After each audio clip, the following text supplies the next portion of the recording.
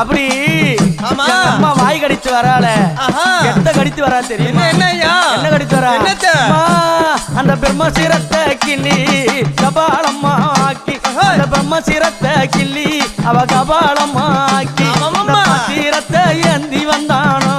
அந்த சிவபெருமா அன்னையவள் கை பீடித்தாளாம் பொண்ணு கபாலத்தை